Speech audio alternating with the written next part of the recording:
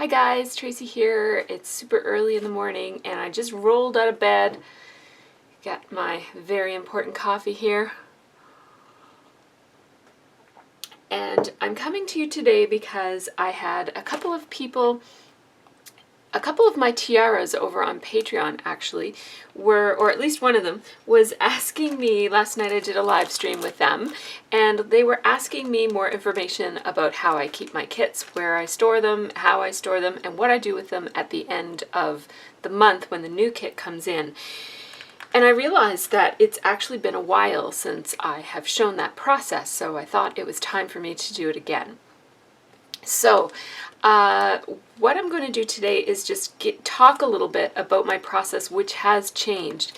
Now I have quite a few videos on my channel already about the way I used to do my kits, like the way I used to store my kits. And I have found that different processes have worked differently for me over the years. Pardon me, it is early. That's early morning frog. Hang on.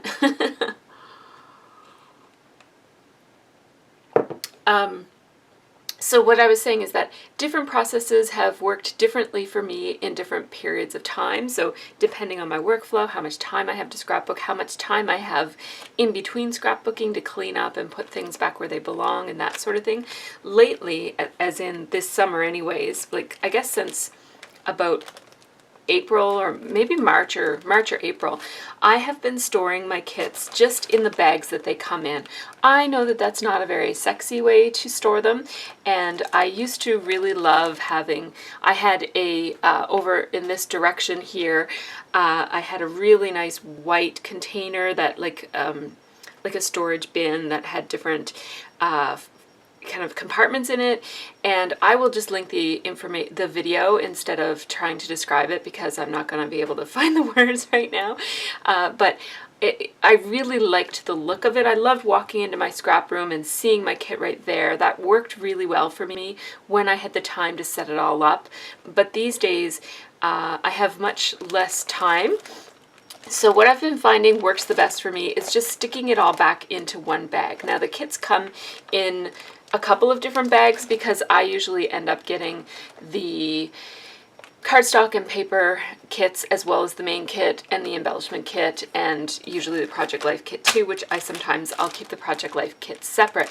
I do plan to start Project Life again, and I've been planning for months, and it just keeps getting bumped out to the next month, the next month, the next month. But at some point, I have been holding on to them, and at some point, I am going to do Project Life. I'm just going to jump in and do it.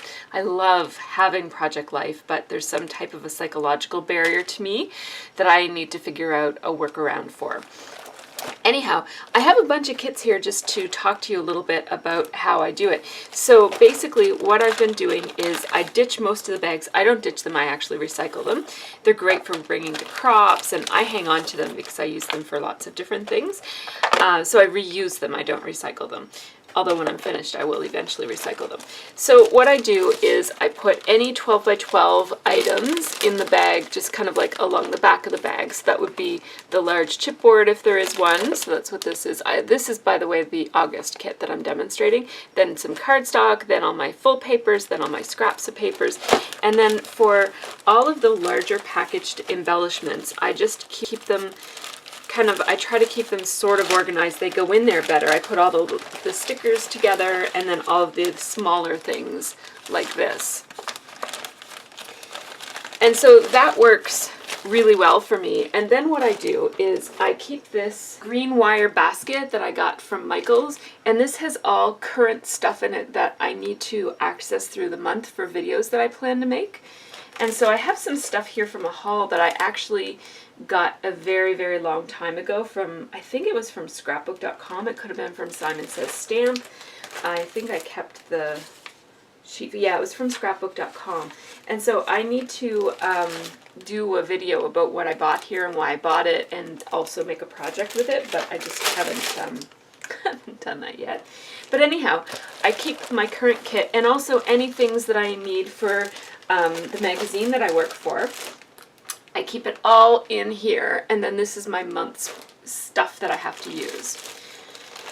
So that's what I do with my kit that I'm using currently. So that's the current month's kit. And then you'll notice that I have these iris boxes. These are those 4x6 boxes. I've shown them before on my channel. They are, I believe they're probably for keeping 4x6 photos in, but you can keep anything in them.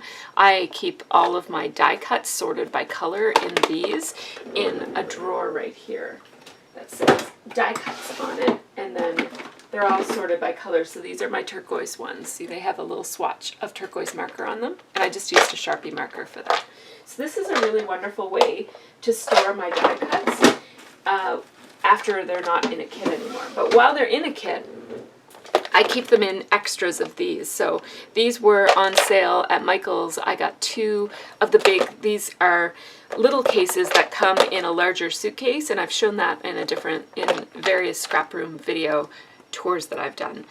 So I just have a couple of extras of these floating around my room at any given time that I can stick sets of die cuts in so that they stay all together. So this is the exclusive one to Hip Kit, and then this is the carousel die cuts.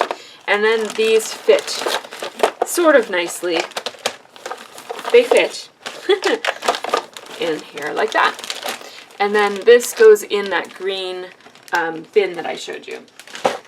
So I decided, what I did was I took out the July kits because this is the August kit, and I'm not quite ready to de-kit it yet because I wait until the current kit comes, and that's when I de-kit my kit, my current kit. Does that even make any sense? It's way too early. More coffee. So, as you can tell, I have a bunch of kits accumulated here, so I haven't been following my own system. But when I do follow it, it really works very, very well for me. The other nice thing about this system is that when I don't follow it, it also works really well for me.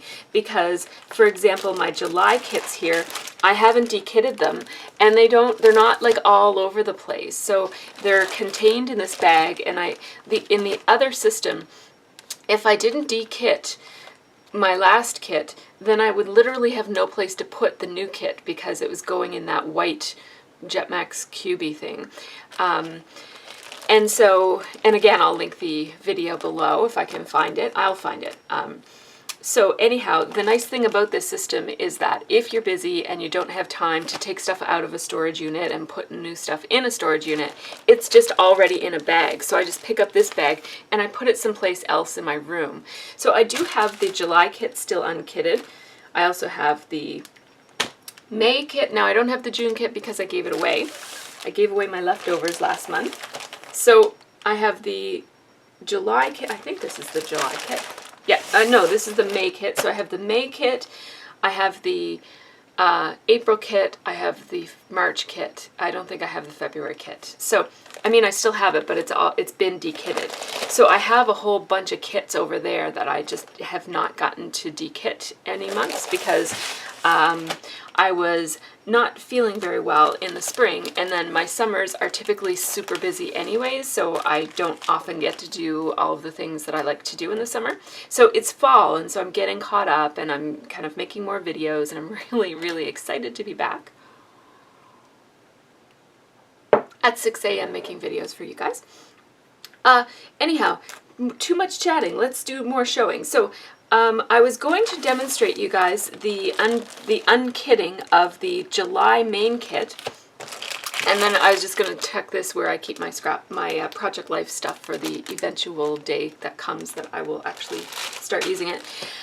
And I do dip into these when I'm scrapbooking as well. You might have noticed if you watch my process videos. So I was going to do this, and then I thought to myself, this kit looks like it would coordinate really, really well with the August kit.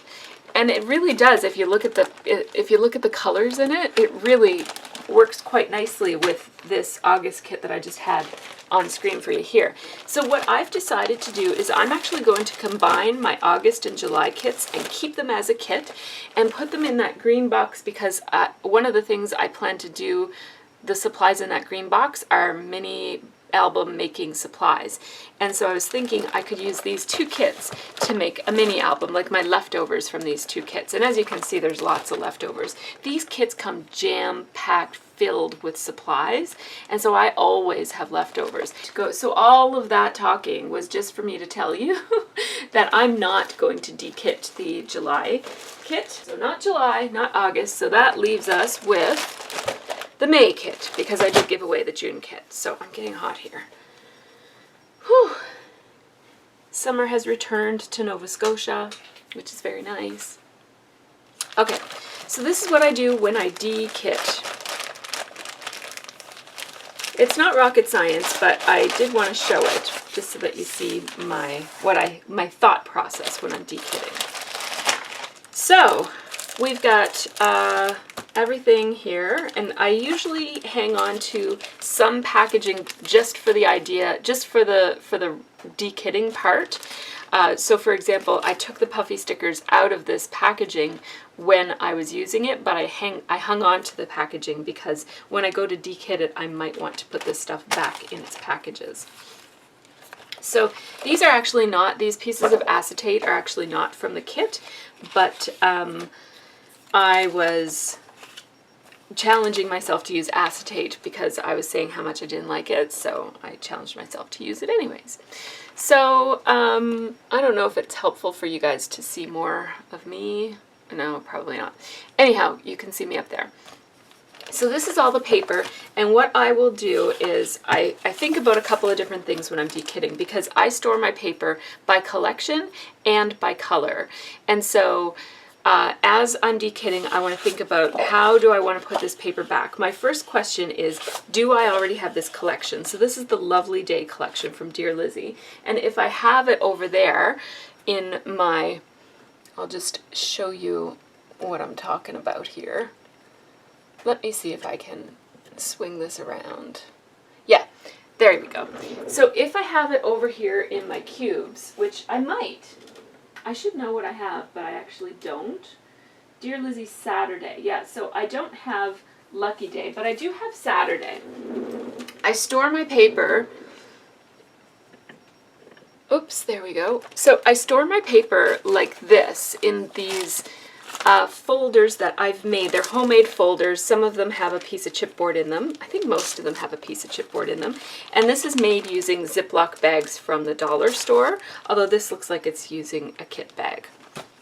So anyhow, it comes, like the zip is here, and I cut off the zip, and then I also slice this open so that it's like a two-sided folder.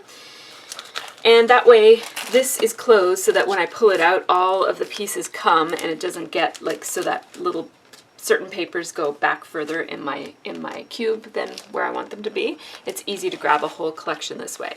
So I have the Dear Lizzie Saturday collection here, and I find that the Lovely Day collection is very, very similar to the Saturday collection. A lot of Dear Lizzie's products really coordinate nicely with one another. So I'm inclined to just stick this paper in here, because when I reach for those sorts of colors in my stash, I'm probably going to be reaching for my Dear Lizzie Saturday folder, is what I'm trying to say. So that's the kind of thing I'm thinking about. Does it make sense for me to put it in a collection that I already have, or does it make sense for me to sort it more by color?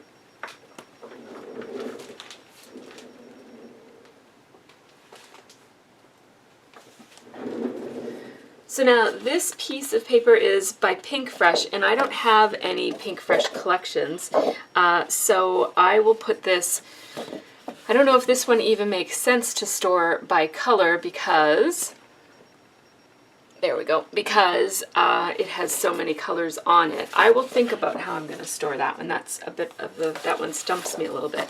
Now here is a scrap, and when I'm sorting my scraps, I do keep my scraps sorted by color, which I know doesn't really work for everybody, but it really works for me. I've done it for many, many years, and I have a fairly large scrap room, and I like to spread out, so I have the luxury of space. That's the biggest thing, that's the most wonderful thing about my scrap room that I really love. And so I can sort this by pink because it's pink lines, like pink ledger paper, or I can sort this by blue because it's the blue background with the daisies. And as I do this, I think, which am I most likely to want to do? Now, I'm probably likely to want to use this for my typewriter because it's perfect for putting some typewriting on. So I'm going to sort it by pink and just stick it in my pink drawer. Now my drawers are right beside me and they look like this, and this is my pink drawer, so I'll just put it in there. And I just have my drawers labeled with a swatch of pattern paper of the color that is inside. So here's a paper from Maggie Holmes, the Chasing Dreams collection. I do not have the Maggie Holmes Chasing Dreams collection, but I do have another Maggie Holmes collection that I think I will sort this into. Now here I have the opportunity to use the same pattern paper, and this time I can sort it by blue because I have 2 scraps of that. So I'll put this one in my blue drawer, just like that. Now I don't have the Chanel collection, so I will probably sort this by color, and I'll probably sort it by, this one I might sort by red, just because it has red in it, and like as one of the bolder colors. And usually when I'm looking for something with red, it's hard for me to find red. And so yeah, I'll put this with my red papers, and I don't care that it has a hole in it because I probably would never use that as a background anyway. So this is another Chasing Dreams paper. This one I could sort this into pink or yellow or blue. I could sort this into any of the colors. This one has blue and orange on it, so I think I'll sort it on blue because that'll fit for both sides. This chevron would go into my pink scrap drawer. This would go into my blue scrap drawer. And then these whole pieces of paper, Amy Tangerine on a whim. I'll put this in with my Amy Tangerine paper. I might put this with black though, because I really like this paper. Oh, but I love this a lot too. I'll decide on that. So this is just my thought process. So now I'm going to go through all of this paper in a similar way, deciding if I'm sorting by color or if I'm sorting by collections that I already have. I'm not very likely to start a new paper storage folder from a kit because there's too much variety in terms of all the different manufacturers that are in a kit. These pieces of acetate, by the way, I keep them in a separate drawer over here. I will show you where. So way over here,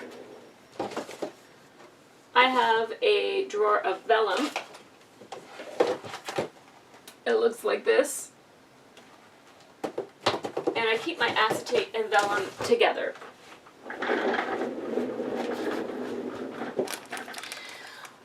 I adore 12 by 12 sheets of chipboard, so I am in love with this. As you can see, I've already used a lot of it. I wrote the brand on there so that I don't forget which collection it comes from, because there's no branding on these 12 by 12 chipboard sheets. So I just put Maggie Holmes Chasing Dreams, and this will go, sorry for all of the bumping around, but this will go in a, can you guys see that? Yeah, there's a little tray right here that I keep all of my sheets of chipboard. So now this goes in my Word drawer. This is pretty easy to sort because it's mostly words. And I have a Word drawer right beside me because it's something I reach for a lot. So this holds both my little tiny words as well as my bigger word stickers. So just put that in there, and it just has words on the...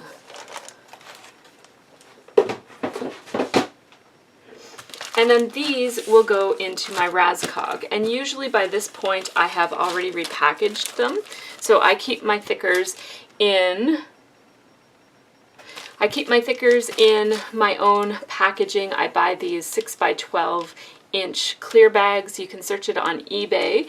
The vendors seem to change. I've purchased these 2 separate occasions. I buy 100 or 200 at a time every time I buy them, and the vendor changed from one time to the next, and I ordered them so long ago that when I go into my history it's actually not there. So I can't tell you where I bought them, but if you just search 6x12 clear bags, you will find a vendor probably who sells them these days, and you can get them with the Ziploc, but I really like them not having a Ziploc, because one of the things I love about it is that it just gives you a little bit more wiggle room than the original packaging, so that you can really easily slip things in. And I also repackage my Hip Kit Club alphas as well, in it, just so that everything is consistent in my Razzcog. So I'm going to go put these in my Razzcog.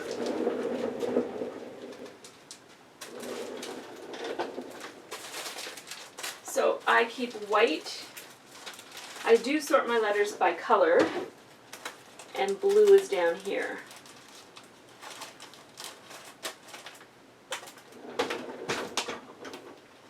There we go. So all of these little bits will get sorted into my scrap drawers. I don't keep every single little bit of scrap, like I'll probably just throw this away, but I do keep anything that I like a lot. Okay, so what do we have here? Oh, lots of cute little goodies. Oh, I love these buttons. They're so cute. This is like rediscovering everything all over again. So this looks like Project Life stuff. So I will put this with my Project Life stuff. These are Puffy stickers. So I keep Puffy stickers in a drawer right beside me called Dimensional Stickers. And it has anything dimensional in it. So I have these pleather things, little mirror things, stickers that are on foam, but the majority of these, and I don't know what this packaging is from, Puffy Phrase and Accent stickers. Anyhow, the majority of these are Puffy stickers, so I will throw these in there.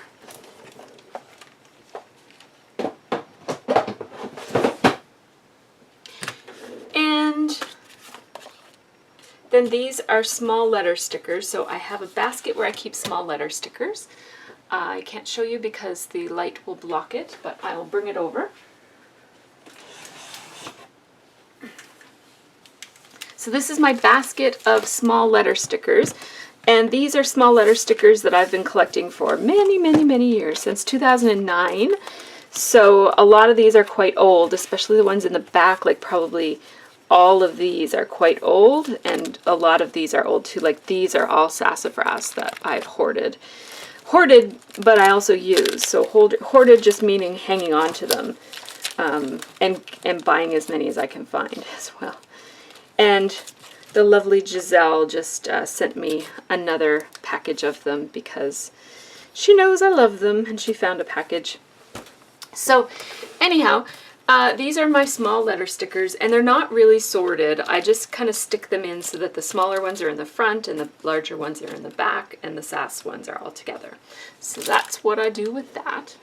And what else have I got here? Then I have these letter stamps, which I love these letter stamps. So I keep letter stamps in this bag-in-bag. I have a video about this bag-in-bag on my channel. I'll link it in the information section below. Here's the stamps. I put them in here. Look, I already have a set that's very similar to these. Very similar. Huh.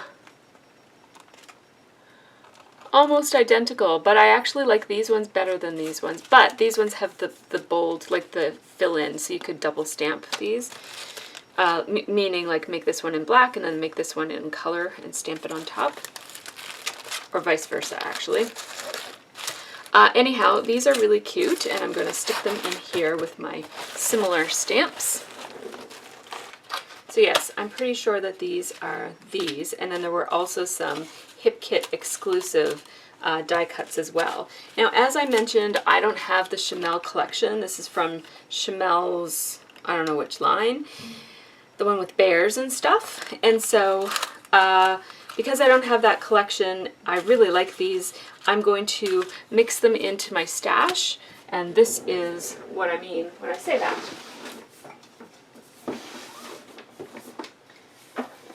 So these are all of my die cuts right here. I keep some of them by collection just because some of them work better by collection and I'm more likely to reach for them by collection. So for example, the Cute Girl collection has really distinctive shapes in it, and if I'm ever scrapbooking and I think, oh, there's that unicorn in the Cute Girl collection, I will reach for the collection. I might not necessarily remember what color the unicorn was. So if it's that kind of a collection that has a really distinct look that I know I'm going to be looking for specifically, I'll keep those in a separate, and I keep them just in a Ziploc bag with the backing so that I can see what's in it. I did the same with this Dear Lizzie collection, just for, I think that's just, sometimes I do it because, like, permanently, which is what the Cute Girl is permanently going to be kept separate, and other times I just do it because I'm not sure if I'm finished scrapping with that collection as a collection. So I did that, for example, with this Chasing Dreams set, for example.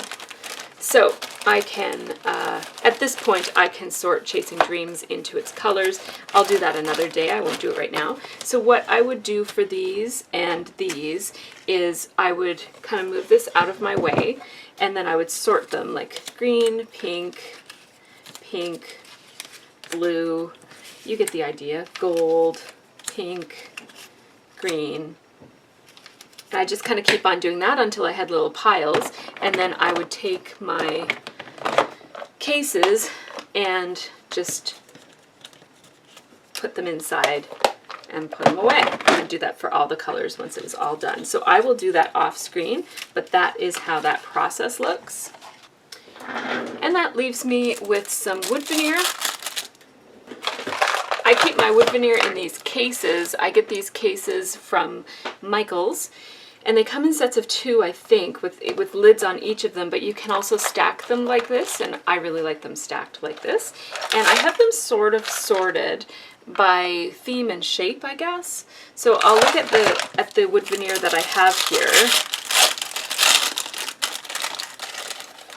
And I have a banner, a couple of flowers, a chip. So these have like phrases on them, and I think I keep phrase-ish type stuff in this one. So put those in there. And then 2 little flowers. Where would I stick these 2 little flowers? Probably down here in these kind of random shapes that don't have a category. So there we go. Those are away. Buttons. Buttons, buttons, buttons. So I keep my buttons and flare under my desk, as you just saw me reach under there for. So I keep my flare like this so that I can see it without digging. I know I'm a digger and I like generally digging through things, but I don't like my brads and my flare tend to flip upside down when they're in a big bin together. And so my brads, which I might end up, no, I'm not going to show you today, but my brads I keep stuck into foam pieces so that they stay face up. And then with my flare, I just use glue to stick them onto this board, which isn't going to last forever, but it's lasting for now. And sometimes I have these little plastic sheets on there to keep it from sticking forever, I mean, to the board. So I keep my flare like that, and I keep my buttons sorted like this. I don't use a lot of buttons, but I do really like buttons. And so when buttons have these little foam things on them, I'm actually going to take these off because I don't like having foam on my buttons. Sometimes I will just stick the buttons that have stickiness to the sides of these cases. Like you'll see this one, for example, is stuck. These gray ones are stuck to the edges. So I will peel the stickiness off of each of those and then just sort them by color. And you guys don't have to see me do that. I will do it off screen. And then I have a set of drawers that look like apothecary, like a little apothecary drawer set. I'll get the drawer itself. It's over this direction. This is something I've moved lately, and it has all of my leftover, it looks like this, and it has all of my leftover enamel dots. Most of these came from kits. I don't think I've ever really bought enamel dots. I shouldn't say that. I have bought a couple of sets, but most of these come from kits. And so I have these leftover ones from Echo Park. I'll just stick them in here. These are not really ordered in any way at all. And then these look like brads, but they're actually buttons. So I haven't decided how I'm going to store these. They're basically dimensional stickers, so maybe I'll put them in my dimensional sticker drawer that I've already shown you. So that is how I de-kit. Once I put these in my dimensional sticker drawer, everything is done, and that's how I de-kit it. It's funny that I haven't done that for the past several months, because it actually doesn't take very long, especially when I'm not chatting the whole time I'm doing it. So thank you so much for joining me for this little, I don't know what I'm going to call this, but take care and have a really great scrappy week.